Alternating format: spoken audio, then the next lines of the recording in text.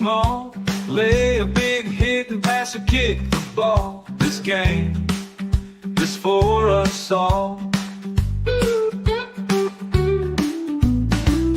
From Seattle down toward the Keys, this game is you, this game is me.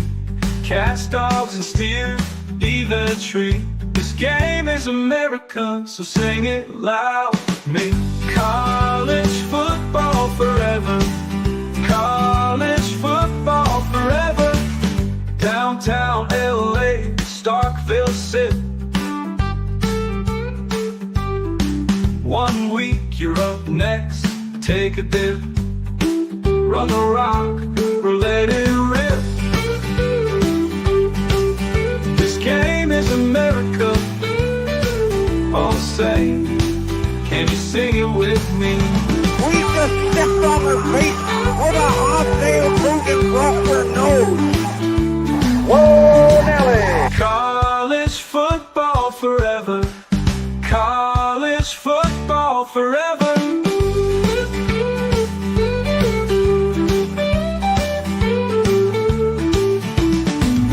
College football forever. College football forever.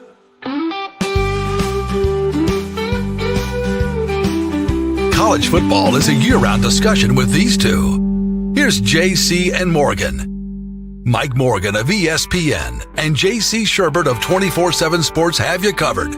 Beginning right now. All right, welcome everybody. It is another installment of JC and Morgan. JC still warming up in the bullpen till the season officially kicks off, which is a little more than 5 weeks away. Well, week 0, actually, if you include that, it's a little bit less than that. Lots to catch up on since our discussion with Phil Steele. We have a special guest, a first-time guest. We haven't had many first-time guests on lately because we've covered the gamut with a lot of people.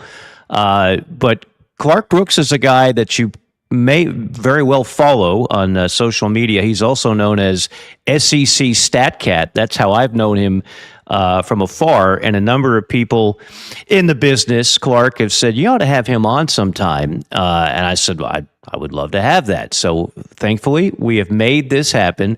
Clark Brooks of On3, and again, AKA SEC StatCat. Clark, welcome to the program. How are you, my man?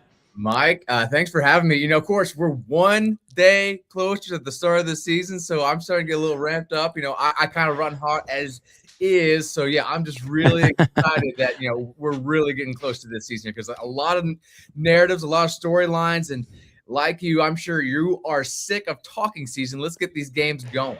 Yeah, there's no doubt. Although I will say what college football as a sport has done, I think everybody kind of follows the NFL as the leader on this, in that they have found a way to make it a 12-month sport where guys like you and me always have something to discuss. It's never like this used to be, we'd call them the dog days of summer, and, you know, SEC media days just came and went.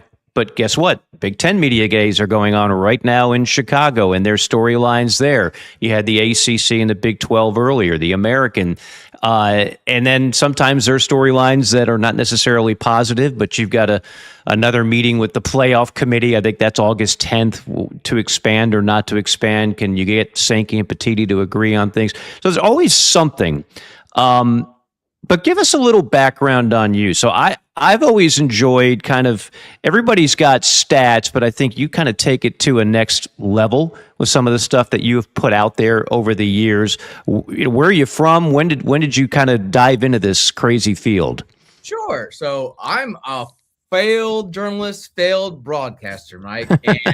And, you know, I was coming out of college right when the recession was going on. The state of journalism then was kind of on shaky ground. So I was thinking to myself, what exactly do I want to, you know, position myself in? Because I definitely had passion for the game. You know, didn't have enough size to play at the next level, but, you know, loved it. Played in a modern scheme, which I would say a lot of teams now incorporate. So these are air raid principles. These are like bash, gap scheme type of things that are really taking over as the quarterback run game.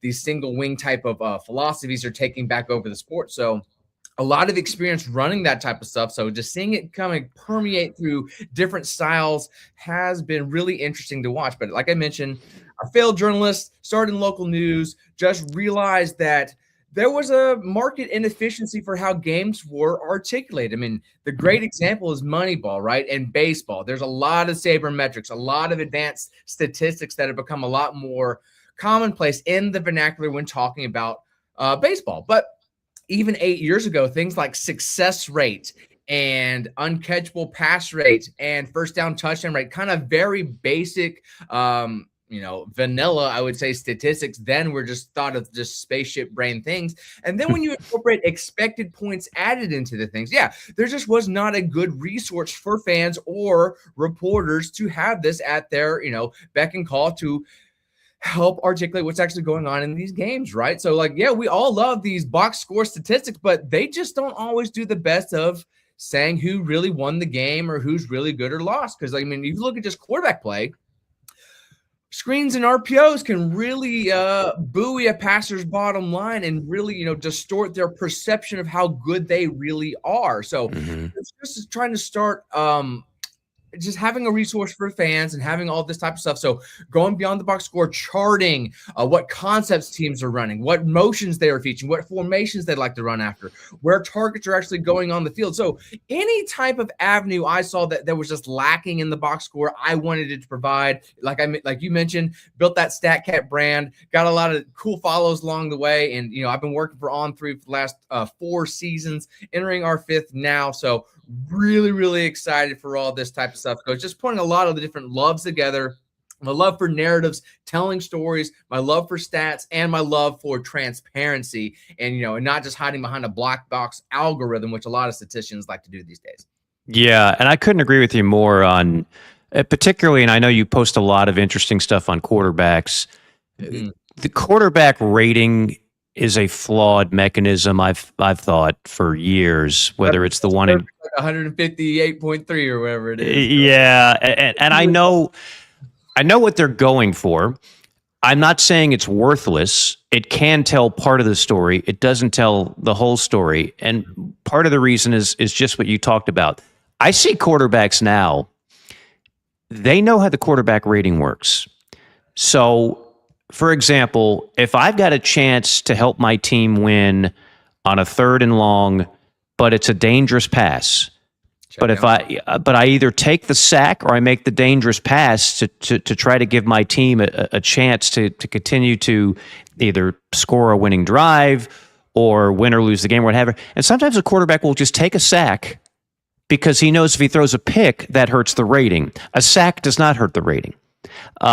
You mentioned kind of the dinks and dunks, flares and screens, RPO type passes. You can make a quarterback have a high completion percentage if you don't challenge the field vertically, if you don't make NFL type throws, and it's just, like I said, very simple flares, screens, simple pop passes, simple passes where it can't be incomplete. It might not be a big hitter, but it'll be something that makes you have a gaudy completion percentage. So there's guys out there that have like a 68% completion percentage. And if you really watch the game or watch that particular player for a while, you're like, yeah, but that's not really that good because look at the passes he's throwing. I remember Josh Allen at his last year at Wyoming. First of all, he's playing with just nobody. And the knock on him going into that NFL draft was, but his completion percentage was like 58. Yeah, but Josh Allen. But the NFL scouts saw where that 58 came from, and they said, no, this is a top 10 talent. So give me an idea of some of the things that you look for when you're spitting out all these stats that nobody else is really putting out, other than people in analytics departments and actual programs. What are some of the big ones you look for that your average box score does not have? Sure. I mean, it does vary from position, but when we're talking about quarterbacks, downfield accuracy jumps off the screen more than anything for me because it requires a whole lot of skills to kind of come all together, right? You need to be able to see it. You need to be able to get the ball there. You need to be able to decipher the defensive coverage. And of course, you have to be consistently accurate. You can have passes die or go down by someone's ankles or just over the head. Like you mentioned Josh Allen, and yes, the completion percentage was a little bit of a drawback, but also was his high level of just completely missing his targets and not even giving them a chance to catch the ball. So I will say he remains to be an outlier for one of these like toolsy quarterbacks. Of course, Anthony Richardson a few years ago, he kind of fell into the same ball camp. You know, he's battling injuries, and it remains to be seen if he's going to put it all together. But yeah, Josh Allen is that outlier for that type of skill set, just teasing immense upside with physical tools, but just scattershot accuracy and ball placement. But yeah, when I look at quarterbacks, if you cannot throw accurately downfield, so for me, that's beyond 10 yards past the line of scrimmage. And of course, that can go all the way down to 50 yards if you really care. But it's a pretty wide avenue there. But yeah, those are the money down throws. I need you to be able to do that. I think I've seen enough quarterback play over my time to realize, okay, you can execute things that middle schoolers can. That's replacement level. I need to see you actually do the things with high degree of difficulty. So for me, it definitely starts there. And then it kind of permeates into other things like explosivity. How often are you actually getting a 20-yard completion and giving your offense some margin of error? Because in the modern game, Mike, well, like you kind of hit on it with why this check down Charlie type of mentality is taking over. Coaches I've always hated giving opponents extra possessions and turnovers. So like, well, we're not even going to lean into that. We're just going to ask them dinks and dunks. But same time, the biggest area that has helped teams win and cover in the gambling age that we are in is winning the explosive play battle, not battle. So those are runs over 10 yards and passes over 20. So again, if you're leaning into that downfield avenues and you're good at that, those explosives are going to be all the more easy to come by. And of course, those are very, very crucial for winning ball games. And if you are a team that's middling or trying to, get an extra win or two across the season, that is one area that I think absolutely is the area to focus on, as opposed to turnover rate, which of course, old school coaches, they just can't help themselves. But, with these modern numbers, these modern analytics, we're able to see things and have a little bit more context than we used to. I love that, because if you could add one thing to a box score, that might be what I would add. And we've added stuff in baseball box scores over the years, basketball box scores over the years. Football hasn't added a whole lot, but explosive plays, you could do that. I've just, for each team, explosive plays, how many runs, 10 or more, how many passes, 20 or more, and put that in a box score. And you're so right. I mean, those are huge plays. And look, there's two things. I love college football.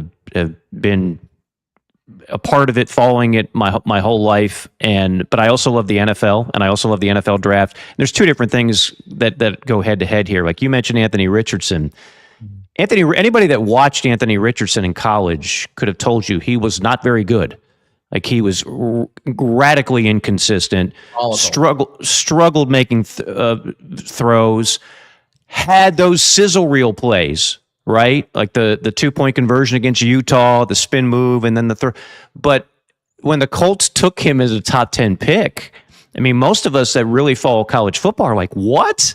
But he goes to a combine and he's an alien. He's a freak. And so they take a pick on him. I think that pick is hurting some of the great toolsy quarterbacks out there that might not necessarily be overly productive in big-time college football. And so they're like, we don't want to be the next one that spends a top 10 pick on Anthony Richardson.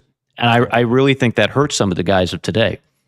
Yeah, I mean, it's the old idiom, not for long. So you have to be ready day one, or they're just not going to have the patience to invest in you. And as we have seen, I mean, Daniel Jones was a castaway type of quarterback, a middling quarterback at best in some of his best years. And yet the Colts view him to be a more viable quarterback for their long-term future. So that should just tell you just like how things can just quickly change if you're just not ready from day one. So yeah, I mean, like for me, when you talk about consistency, it's mostly a nice way to say, are you good or you're bad? Because like, obviously if you're consistent, you're good. And if you're not, yeah, we can say you're pretty bad. But yeah, it just always starts with decision making and ball placement with him, and it just was a consistent source of concern. So no matter if he was housing scrambles or erasing sacks or really dazzling with those traits, the skill set stuff, that third S between the size and the speed, that whole algorithm is just not necessarily honed in for the quarterback position. People just always kind of forget. Yeah, there's also skill, because while we can measure traits and all that type of stuff, the things that we can't measure, particularly the intangibles, decision making, how you can read things, how you can lead things, how you can respond to adversity, how you can command a huddle, are often overlooked in this process. And that's one thing that won't show up in a box score, right? I mean, processing, reading defenses, seeing things pre-snap at the line of scrimmage, getting out of a bad play. Those are things that will never show up in a box score. But there's guys in the NFL that are paid a lot of money to make the right decision. And guess what? They're wrong a lot. I mean, if you look at the track record of a lot of first-round draft pick quarterbacks, they've been wrong. And then you look at guys that completely were overlooked, a Brock Purdy, I mean, go all the way back, obviously, to Brady as a 6th-round pick, and they were wrong on the other way. They undervalued a guy. So last year, you had just 2 quarterback. Mendoza was the lock at number 1. And then, of course, you've got a kid out of Alabama who's barely started, but teams were so desperate, and he flashed enough in big moments, made some clutch plays in big games where he winds up being a first-round pick. But for the most part, it was a down year, relatively speaking, for quarterback play. This year could be the complete opposite. So I want to put your StatCat hat on here and talk about some of these guys nationally. I mean, it doesn't have to just be SEC. I know that's kind of your area of expertise, but we'll start there for sure. You know, you've got Arch Manning is obviously going to lead the discussion for a lot of people. And then you've got Gunnar Stockton, you've got Trinidad Shamlish, you've got Mateer, you've got Lenoris Sellers, you've got Sam Levitt. Just to name a few, those will probably be most of the headliners. Might be missing 1 or 2 guys out there. Give me kind of, who are you high on? Who are you not so high on? What do you want to see in terms of improvement out of some guys? Because I've seen you comment on a lot of these guys in the past. So give me kind of an assessment of the SEC quarterbacks for 2026. Mike, I still really, really, really like Sam Levitt, and I think he's not being discussed enough this offseason. Of course, obviously, he's rehabbing. He didn't really have a good full spring, but in back-to-back impact studies where I am gauging these guys against their hardest opponents faced, he's had the top overall accuracy percentage back-to-back years, and he is across the 58% barrier in depth-adjusted accuracy that applies more weight the further passes travel downfield. Oh, and by the way, his adjusted uncatchable pass rate, which is how often can you keep balls in play, keep them catchable while omitting throwaways, lowest in the crop of 44 passers. So this guy is a pinpoint type of guy. Then you throw into the fact he's 6'1.5" and he can dunk a basketball. That's pretty damn cool. And then you throw into the fact, well, when you look at him as an athlete and how he was able to elevate a team and help get them to the college football playoff 2 years ago and had Texas in a bind, well, that is very important because when you look at his statistics, they just really do jump off the page. So in this quarterback impact study, he was 1 of 3 Power 4 passers against their hardest opponents to average over 8 yards per scramble with a 62% success rate while having the 3rd most erased sacks. So that is to say he's a very good athlete. He does a lot of things that you crave at the quarterback position: accuracy, able to throw downfield, and making plays with his legs. So him with Lane Kiffin, of course, the jury's kind of out. He kind of has the easy button for his quarterbacks, and they put a lot of talent around him. So I'm very, very high on him. So next person in line who I kind of want to see some improvement, of course, is John Mateer.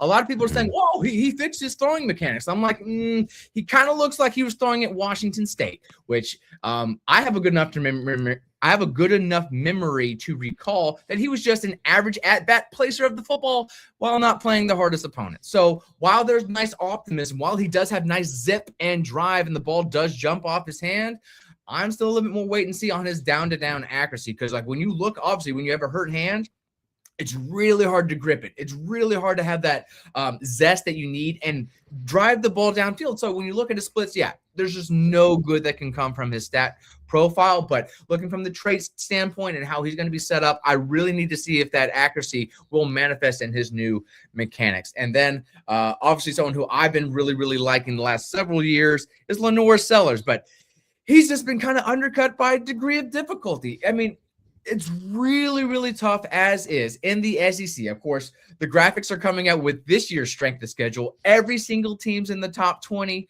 according to ESPN. Of course, if you guys remember at home, there's 16 teams in the conference. So there's only 4 teams across the entire college football landscape in the top 20 that is not an SEC team in terms of strength of schedule. So looking at South Carolina and how – and this is just a really unfortunate side effect of the Shane Beamer ball era. But every single year, they've had a double-digit negative play rate, Mike. So they are just constantly moving backwards. All but 1 year, they are dead last in the conference in that regard. So when you're looking at Lenore Sellers, who's constantly having to drop his eyes, constantly having to make a play, constantly having to negate a teammates' mistakes, yeah, it's really hard to look good. And so you have to think in mind, okay, what would other quarterbacks, what would little Julian Sand look like back there if everything kept breaking down? So I still think in a vacuum, Lenore Sellers has traits that translate, and even though it hasn't really manifested to consistent quarterback play, I just really like to see what he can be at the next level. But of course, there's optimism with Kendall Briles, how he basically got Felipe Franks, who turned into a professional tight end, to lead the conference in these downfield accuracy things and these explosivity things. He was consistently good at making a fairly middling roster very potent. So that's exactly where South Carolina is right now. So there's a lot of optimism from where I sit with Sellers. And then, of course, we have to end with Arch Manning, right? So, yeah, there were times last year where his mechanics was a little wonky. You know, he does have a little bit of that collarbone type of three-quarter release where he can kind of look like he's pushing the ball as opposed to throwing the ball. And if you're pushing the ball, of course, it can be a little erratic. So, but obviously the athleticism just completely jumps off the page. So I'm in the process of recoding my website right now, Mike, so where I can incorporate basically expected points added on just sacks and scramble plays. Well, Arch Manning was one of the few handful of quarterbacks who have a positive statistic, because you got to remember, sacks obviously are a negative thing. They just consistently drag you down. But he was good at negating them, and he was really good at making things happen with his legs. So again, with the noise of how they are giving him a solid offseason, investing in him, and with a great play caller like Steve Sarkisian, I think this is where he does put it all together. Not only does he help get Texas to where they want to be, you know, contending for championships, it really does solidify, I think, Arch's pedigree is a top 10 or a top 5 pick in this draft, because he has the traits that translate. He's got the tools. I mean, you don't want to think about it, but he is a toolsy type of passer. And of course, obviously you want to see the more refined accuracy, but from what you want in terms of build, he's 6'4", he can move, he can throw the ball 50 plus yards beyond the line of scrimmage. So yeah, I know I just dumped a whole lot of information. No, it's good. I'm with you. I got some follow-ups, but I'm taking notes here. We're going to go in reverse order. So let's stay with Manning for a second, then we'll go to Sellers and Levitt and some of the other guys. Sure. So I saw Manning up close twice last year, and he was the best player on the field. That was against Oklahoma. That was against A&M. Yeah. But if you were using your metrics in the first half of the year, I'm guessing they were not very kind. Now, he had no running game. He had an offensive line that just wasn't good, which is hard to believe at Texas, but it happens. And another thing, like we mentioned in the box score that does not show up, drops. Yeah. A lot of downfield drops, just completely under. That's right. So, yeah, obviously the stats are going to look a lot better if those things hang, but I started to interrupt.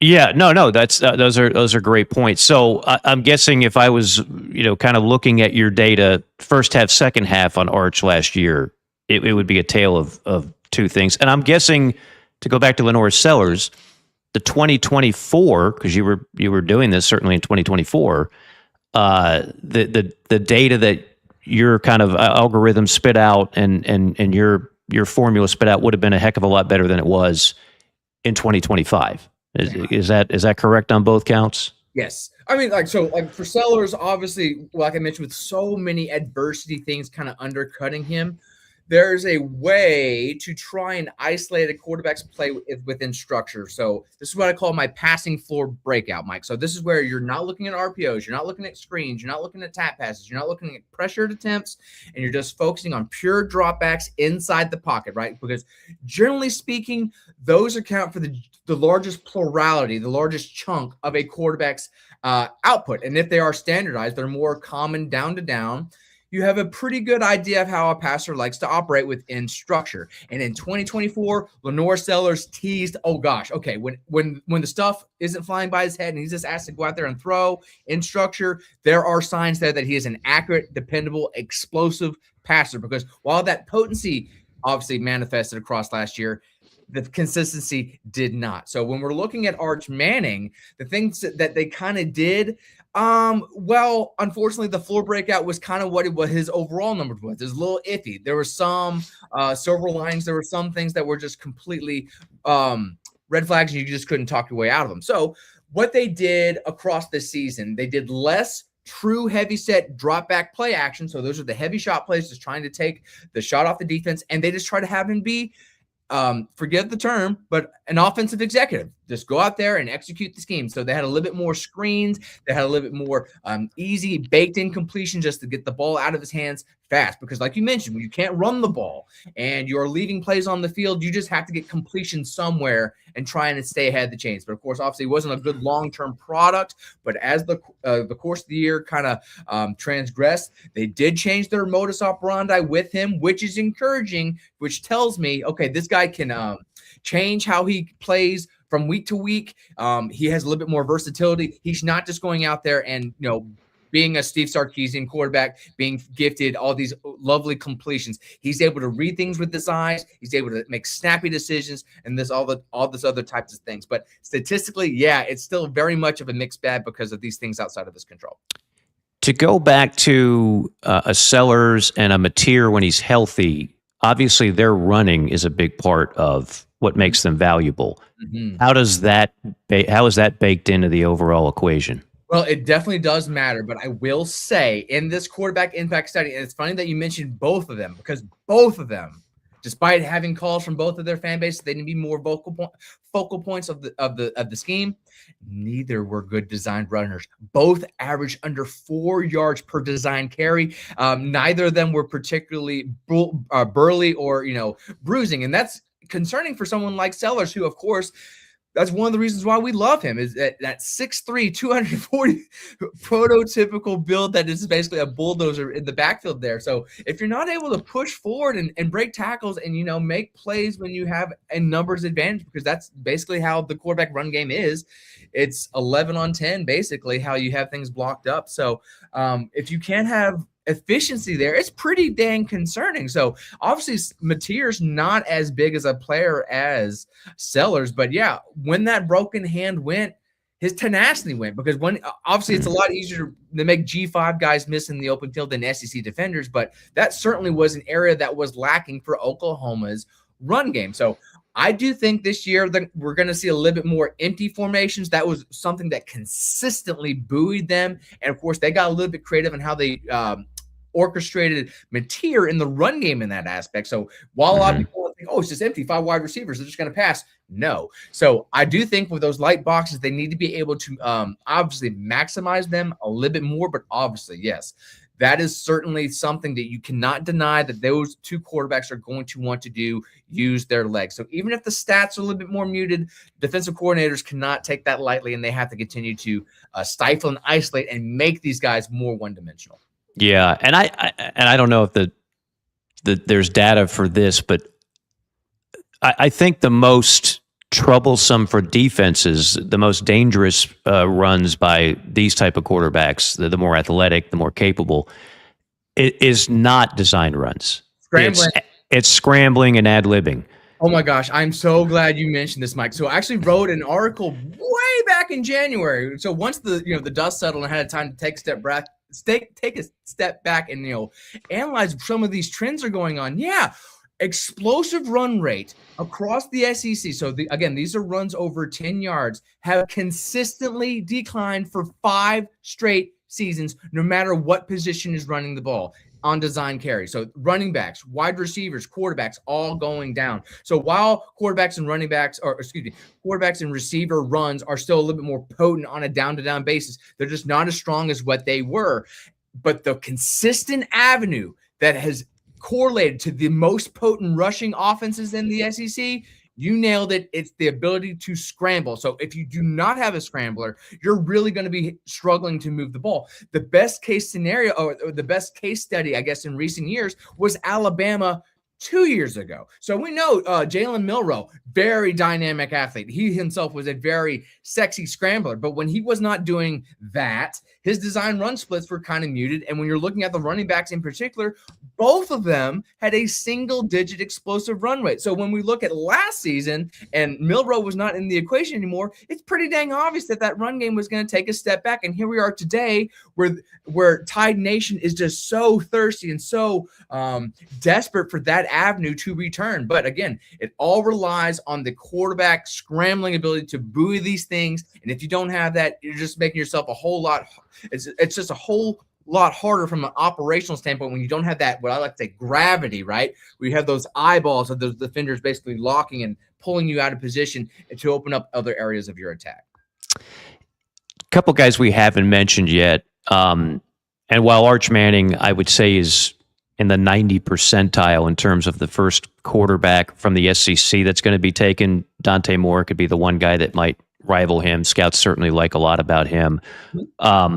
But for my money, the safest bet for an all-SEC quarterback is Trinidad Chambliss. Really? Now, he is not an NFL.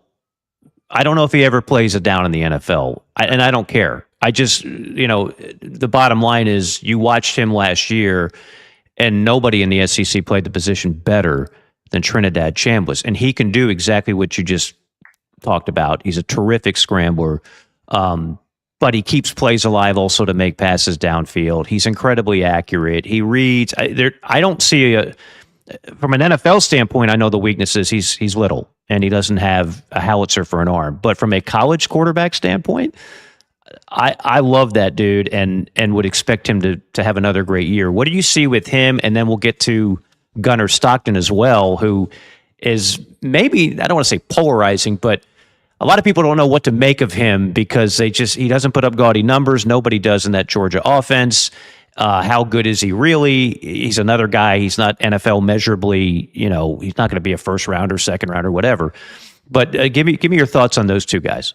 So Trinidad Chambliss, I think probably college football's best improviser. He could really put Ryan Stiles on whose lines and he's way up for his money. So really, really good when things break down, just making something happen. Of course, the Georgia playoff game encapsulates that perfectly. But I will say I have concerns based on that passing floor breakout. We just mentioned Lane Kiffin likes to put the easy button on his quarterbacks. A lot of screens, a lot of RPOs, and pretty simple screens in RPOs. So these are generally alert screens in RPO. So very much pre-snap oriented. Do we have numbers in space? Can they account for numbers in space? Do we have the advantage? Oh, we do.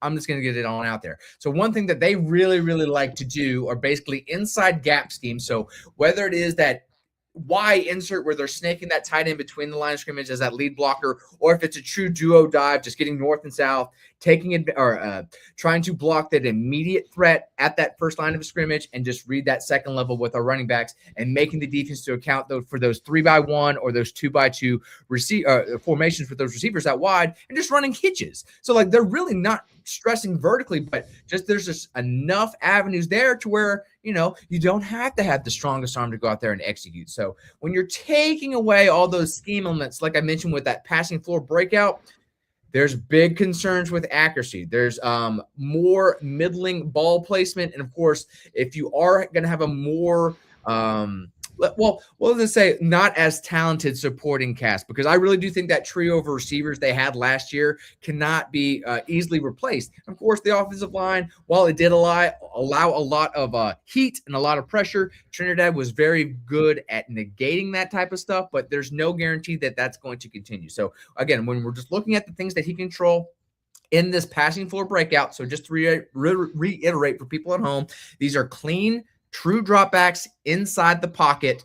So you're just not using scheme elements, not using play actions, not using elements where you can get outside of structure and break defenses down. Just how are you in structure? The ball placement there is a little bit concerning for me to say, yeah, I absolutely have his stamp of approval. He's absolutely going to be my number one SEC quarterback. He's absolutely going to be an impact 5-star this season, which is what we do at On 3. We like to give our impact 5-stars, the top 32 players across college football, who we think are going to be first-round picks. Like you mentioned, that's probably not going to happen. So we're a little more reserved for him there. Of course, again, with Pete Golding and how that offense is going to look, who knows what that product's going to look like if adversity strikes. So while last year was fantastic, and I am cautiously optimistic, I do see some red flags, some cracks in his profile that could absolutely cause some regression last year. Because last year, of course, his most marquee win was the worst version of a Kirby Smart defense in this last decade.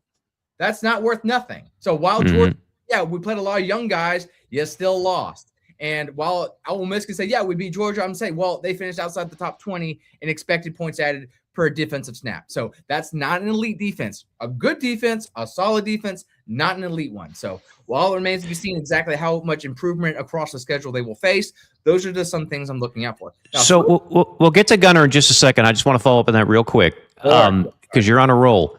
So give me, and I don't disagree with anything you said. I mean, again, it's the difference between, there's no doubt scheme can take an average quarterback and make him much better, right?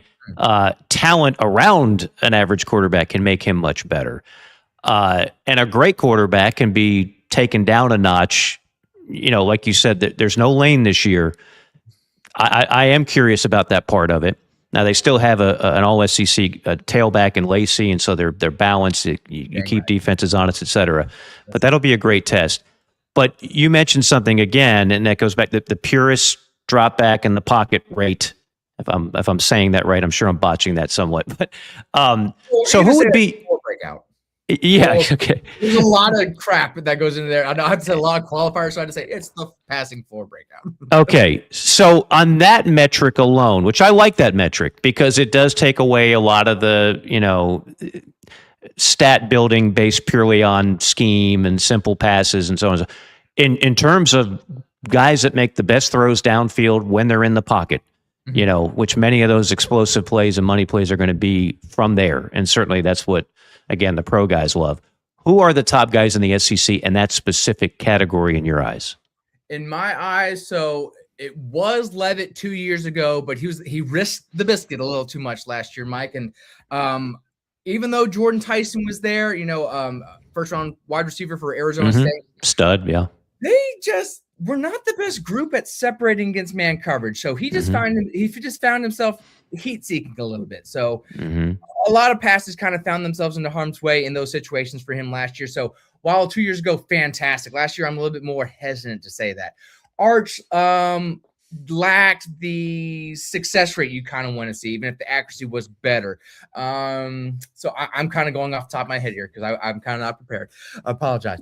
Well, I'm asking you a curveball question, so I don't expect you to have like a top five off the top of your head. But, I mean, you mentioned Arch. You expect him to be better this year, better offensive line, better running game, better wide receiver, better everything, and another year of experience.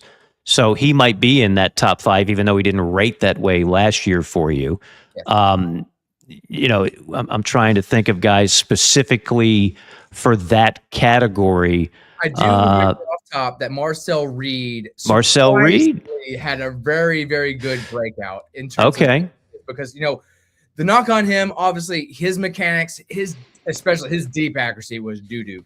So it is interesting to see that obviously when the bullets stop flying, he's a fairly good down-to-down distributor within structure. So he wasn't necessarily pushing the ball as vertically in structure in these floor breakouts as other people. But, yeah, without question, his accuracy was a lot better than what it was on a down-to-down basis in this breakout. So sorry to interrupt. He's absolutely no, that's good. Just jump out in this context that was better than most last year. Okay, so let's get to Gunnar Stockton. I'm very curious what your data says about him. But the people love the intangibles with Gunnar Stockton. Yeah, he's a gamer. I mean, you go to that throw against Tennessee down the stretch. That's a big league big time throw. They don't win that game without him. His fourth quarter numbers, I don't know if you have a category for that, but I read it somewhere. They were insanely good. I mean, he basically pitched a perfect game in the fourth quarter throughout last season. So he was clutch. But he is not your prototypical this, that, and the other. I'm sure you're going to poke some holes in his game as well. So give me the overall evaluation of Stockton. Sure. He is like a cookie cutter offensive executive, Mike. And of course, back in the day, we would call these guys game managers, but that's a little, I like to be a little bit more diplomatic. Because game manager almost implies that the guy's no good. So I don't like that term either. Right. Usually that's used as a pejorative. And I catch people doing that. Oh, he's a game manager. And I see people say that in NFL guys.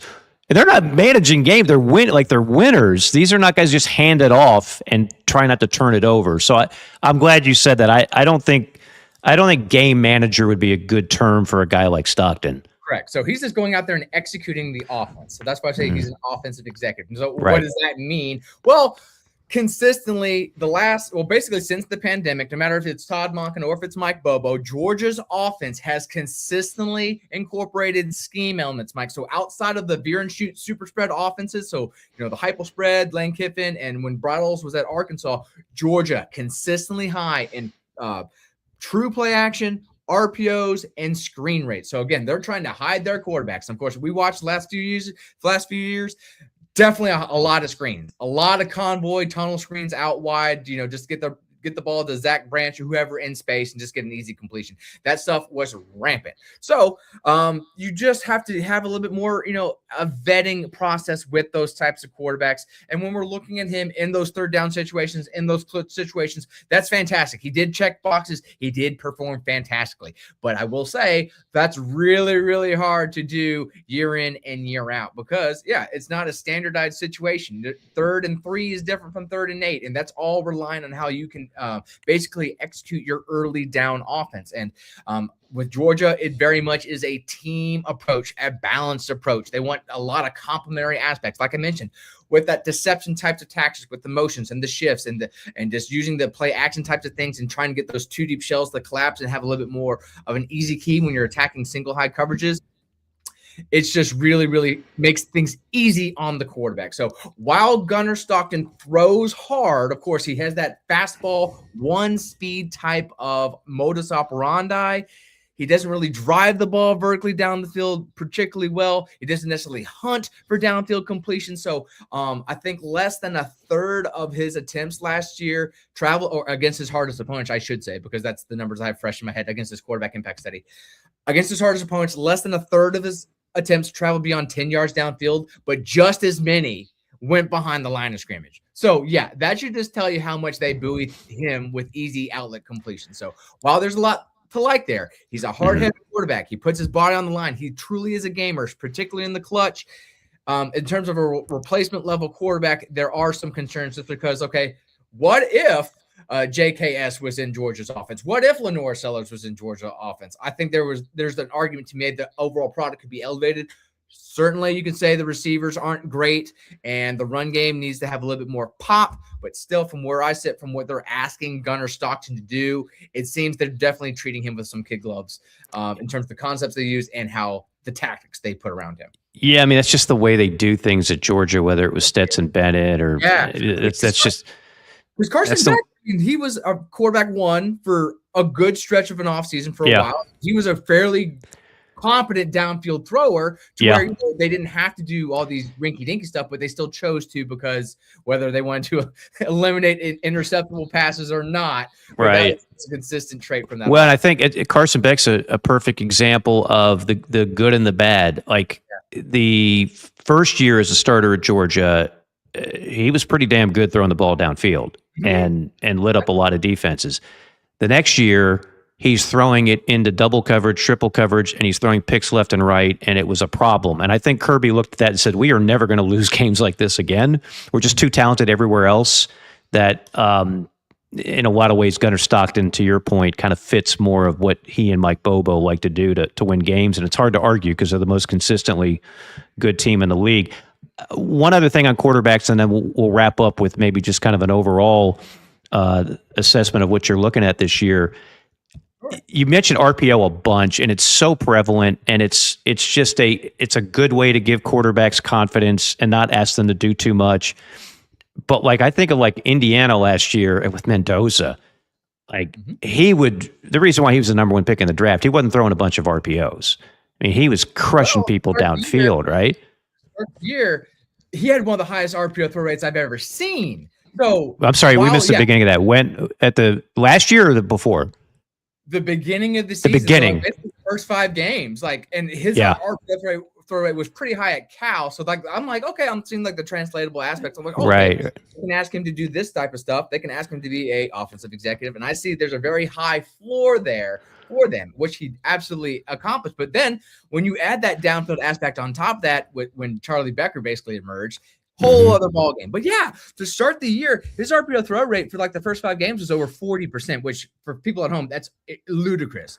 Like the leaders in the SEC are generally around like 33%. 1 out of 3 passes is an RPO. But yeah, really, like, that's the number to look for. 33%. Okay. So that's like really high, really high. Average is around like 25%, 25%. But like if it's over like 30%, they're really getting buoyed. So he was like in 40% for the first few games. So he was on a class of his own, tracking to literally have one of the highest rates I've ever seen. But some of that was by design.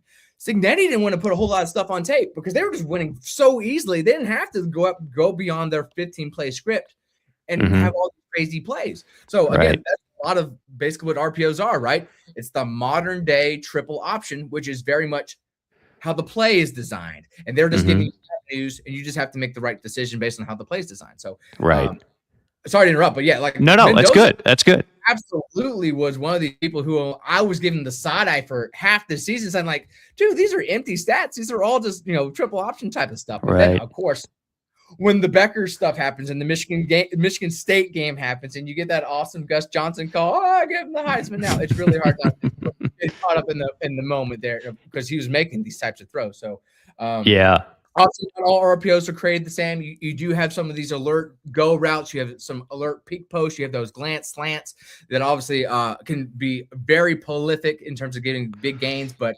it's just a different mechanism that can really help quarterbacks, grease their bottom line.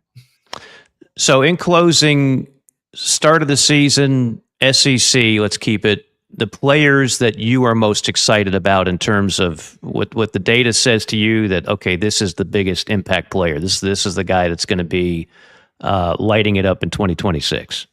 Really like the top 3 quarterbacks I mentioned. So these are going to be our impact 5 stars from the SEC. So that's Sam Leavitt, Arch Manning, and Lenore Sellers. Obviously, big Cam Coleman fan. He has been just completely undercut by quarterback play, and that's an avenue a lot of people just don't want to consider when looking at like just raw productions. Like, okay, this receiver didn't put up a whole lot of yardage. He must not be any good. But that's so reliant on the accurate passes that they see. And of course, when you're looking at Auburn's pass game last several seasons, a lot of inaccurate passes and not a whole lot of good downfield attempts. So him with Arch Manning, I'm really excited about him. And even though Dylan Stewart has not been the most stat stuffing type of edge the last several years, he has traits that translate. This guy has a absolute goblin. So obviously in draft time, a lot of the conversations that happens around these impact linemen, so tackles and edges, are arm length discussions. How tall are you, right? So the old idiom is it's like a boxing fight. You win if you can land that first punch, and if you have a stronger, longer reach, you're going to be able to hit that and therefore win more often. So that's the thinking, right? But if you have like a 6'3" or 6'2" edge with 29, 30-inch arms, you kind of have to have this argument if you're going to play him a little bit more off ball. I do not think anyone's going to have this conversation with Dylan Stewart. He is a true hand in the dirt, old school 9 technique like Javon Curse, and I really, really like what he's going to be able to do. And then on the other side of the coin, obviously Colin Simmons, right? So he has been the most prolific, productive, impactful collegiate edge each of the last 2 seasons, among underclassmen, I should say, each of the last 2 seasons. And of course, there is big, big anticipation for him to take another step with his play. So there is one statistic I quote unquote invented. I mean, stats have always existed, but how can you like manipulate them to your purpose, right? So for our on 3 impact rankings, one thing I really that really helps me cut through the clutter for defenders is what I call impact rate. So it's basically on a per play basis, how productive are you getting defensive stops or havoc plays? And of course, havoc plays are anything that can go wrong for an offense. Sacks, pressures, forced fumbles, tackles for a loss, that type of thing. So almost practically 1 out of 8 snaps on average last year was an impact play for him. And it's one of the highest returning rate-based statistics across the entire college football landscape, not even defensive ends. So Colin Simmons absolutely has been productive, but since he's only 6'3", how good can his skill get him into that first round discussion? Because he doesn't have that length. I'm just a little bit more concerned about that. But yeah, there's so many cool dudes in this conference, Mike. I mean, really, we could spend 3 to 5 hours just going for it, because that's just 5 guys who are inside of like our top 32, let alone guys who are in our top 75 across each of the 12 major positions, which I have a lot to say. So, and I'm guessing you got some running backs in there, because it's a hell of a stable this year in the SEC. Of course, I mean, Lacey and Hardy, of course. Hardy, we need to see exactly how he bounces back. So, for running backs, I really like to hone in on what I call stable metrics. So this is basically the running back version of our floor makeout. How impactful are you if you're just dropped in a situation, right? You're not just running the space. You're not just running behind your blockers. You're not just gobbling up yards, pushing a guy in front of you. You're making guys miss. You're negating losses. You're breaking tackles. You're providing value as a pass catcher. So while neither Hardy or Lacey are necessarily the most prolific pass catchers, the other stuff, very, very good. Breaking tackles, being hit behind the line of scrimmage and negating a loss. And of course, yards after contact. Both of these guys are very, very stout in that regard. So there's a lot of confidence there in terms of what they're going to be able to do in terms of driving their offense. For all the people, and I do find this interesting, because for all the people who want to say Trinidad Chandless is SEC quarterback 1, I do find it pretty interesting that the catalyst of that offense is still going to be Quan Lacey. So keep that in mind. So we know that Hardy's, if Hardy's healthy, he certainly is going to be that outside zone catalyst for Eli Drinkwitz's scheme. But if he isn't there, Jamal Roberts, his stable metrics, his yards after contact, tackle breaking, and his ability to run that outside zone scheme, almost as good. So while there might be some drop off, not so much there. So those are 3 guys I'm particularly really, really excited about in the SEC. All of them have potential to be 1,000-yard backs if they get the requisite carries that they demand. So absolutely excited about that. Those 3 dudes. No doubt. Clark, we're excited like you are for the start of the season. Really happy to have you on. Tell folks how they could catch some of your content. Absolutely. Of course, I still post on X, Twitter, not as prolific as I used to be. I think people have kind of moved past the stat blast. And of course, with me having to cover 130 teams, players on 130 teams, it doesn't really suit me. But yeah, like I mentioned earlier in the show, I am revamping SEC StatCat. So we're going to have a little bit more fun, revamped modernization with EPA and all this type of stuff. We're going to have that ready by week 1. And of course, check out the home side, guys, on 3. We got a lot of fan sites, a lot of networks, a lot of fun national people that have a lot of narratives that we talk about, like you, 24/7, 12 months a year, just trying to really manifest college football talk year in, year out, day in, day out. So that's on3.com and secstatcat.com. Twitter feed is at Clark Brooks _on3. I had to do a little bit of rebranding. That was from the bosses, like, Clark, we can't have you just hide behind a faceless Twitter account anymore. You're a legitimate analyst. I'm like, yeah, I guess so. So like I reluctantly stepped out behind that. So obviously you can find all my stuff there. Awesome. Clark, we definitely will have you on again. Love the energy and love the data. It's again, it's above and beyond what you're going to read in your typical magazine, preseason, what have you. It's always interesting to kind of look at it from a different angle for sure. Clark, thank you so much for joining us. It was a pleasure, Mike. Thank you. Enjoy the rest of your day. You got it. We'll see you. Clark Brooks, SEC StatCat on 3 Sports. Man, a lot to digest there. My head's spinning a little bit, but not in a bad way. If we're talking college football, it's always spinning in a good way. You know, I'll just say this in closing. SEC Media Days came and went. And of course, the preseason polls are out. And really, when you look at it, I think there's a line in the sand you can put there. And I'm sure some people would disagree with this. But here are the teams that I'll take myself out of the equation, that just most people believe at least have the potential to be in the playoff. There are seven. Georgia, Texas, everybody's top two, whatever order you pick. Ole Miss, A&M, LSU, and Lane Kiffin. A lot of different thoughts on how that's going to look. Alabama, another one where people can't seem to agree on just what is Alabama going to be? Where did they really get better this year? Not to mention who's their quarterback going to be. And Oklahoma. And this might be Venable's best team, especially Mateer with grip back in his hand to throw the football properly. That's not to say Florida can't be good. That's not to say Tennessee can't be good. Not to say South Carolina can't be good. Missouri can't be good. Clearly, Kentucky, Arkansas, Mississippi State in rebuild mode. Auburn, we'll see. And then I think most people think, and I'm not going to doubt Clark Lee, but I do think Diego Pavia was a massive difference maker. And so it's hard for me to see Vanderbilt winning 10 without him and flirting for a playoff, which is what they did a year ago. But that's kind of the line of demarcation there. Whereas as the Big Ten media days are going on, it's basically the big three of Oregon, Ohio State, and yes, Indiana again. Now, some people think Southern Cal might break out. I mean, I don't know. Who else?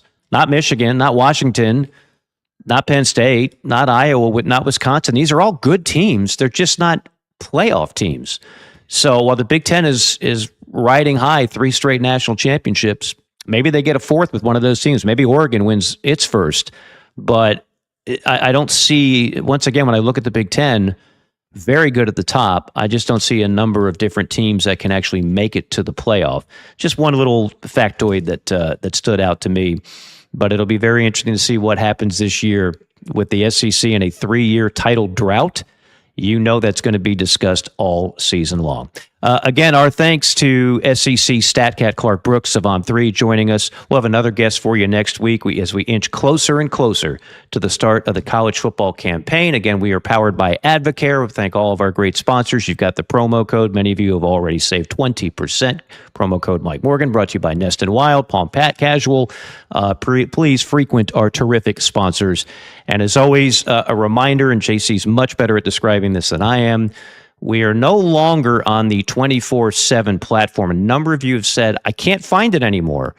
We're always on YouTube, but we're also on the On3 part of the equation and Chief Sports, or ITG. Hope that makes any sense. Thanks, everybody, for tuning in. Have a great rest of the week. We'll see you next time on JC and Morgan.